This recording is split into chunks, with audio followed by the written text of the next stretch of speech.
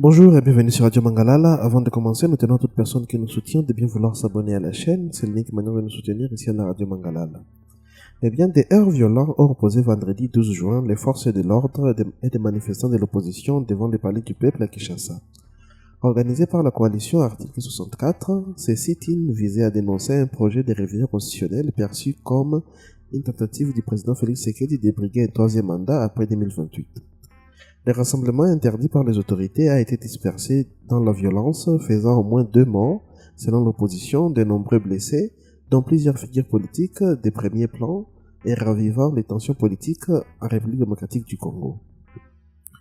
Dès les premières heures de la matinée du vendredi, un important déploiement policier et militaire quadrillait le périmètre autour du Parlement.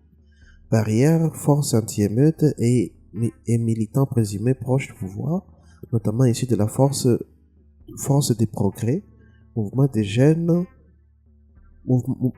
jeunesse lié à la majorité, étaient positionnés pour empêcher tout rassemblement. La manifestation avait été interdite la veille par les autorités de Kinshasa. Malgré cela, des centaines de sympathisants de l'opposition convoqués par C64 qui regroupent notamment Martin Fayulu, Moïse Katumbi, Ensemble pour la République et d'autres leaders ont tenté de se rassembler. La tension est rapidement montée lorsque des manifestants ont cherché à forcer les barrages. Des jets de pierres ont été signalés côté opposition, tandis que la police a répondu par des gaz lacrymogènes, des tirs, des sommations et, selon plusieurs témoins et responsables d'opposition, des balles réelles.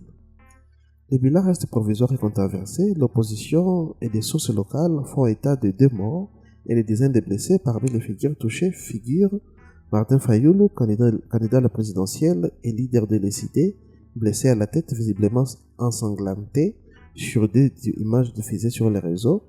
Denis Sesanga touché à la jambe par des éclats selon son entourage.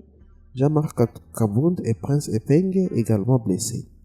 D'autres militants dont Ados Ndombasi ont été également blessés. Des manifestants ont trouvé refuge au siège de l'ECD sur les boulevards Triomphal, où le bâtiment a ensuite été attaqué à coups de pierre par des éléments pro-gouvernementaux.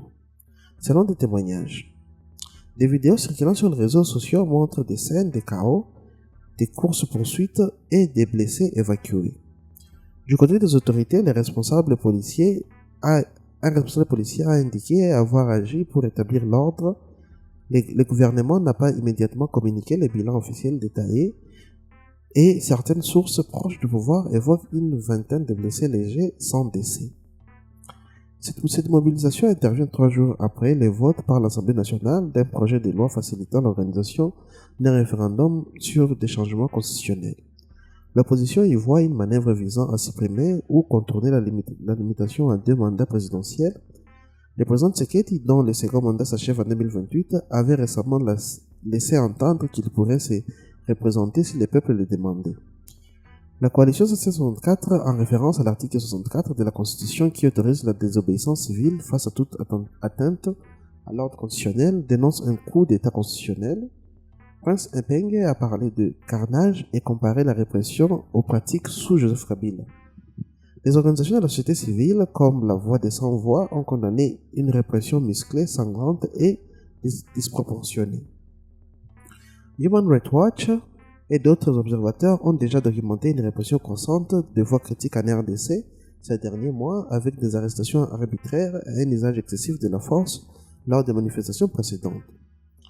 L'Union africaine, l'ONU et plusieurs chancelleries occidentales suivent de près la situation. Des appels à la retenue et au respect des libertés fondamentales sont entendus.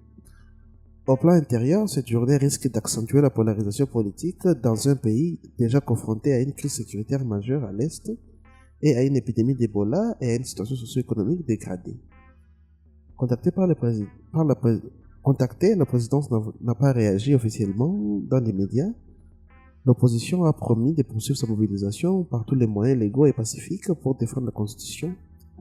Cette répression intervient dans un climat de tensions persistantes en RDC où la rue reste un terrain de confrontation récurrent entre pouvoir et opposition depuis des années.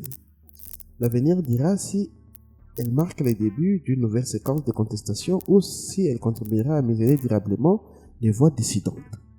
Eh bien, mesdames et messieurs, ce sera tout pour cet article réservé à la manifestation de l'opposition à Kinshasa qui a été réprimée dans le sang, faisant quelques morts selon l'opposition et beaucoup de blessés, dont de grandes figures de l'opposition politique congolaise.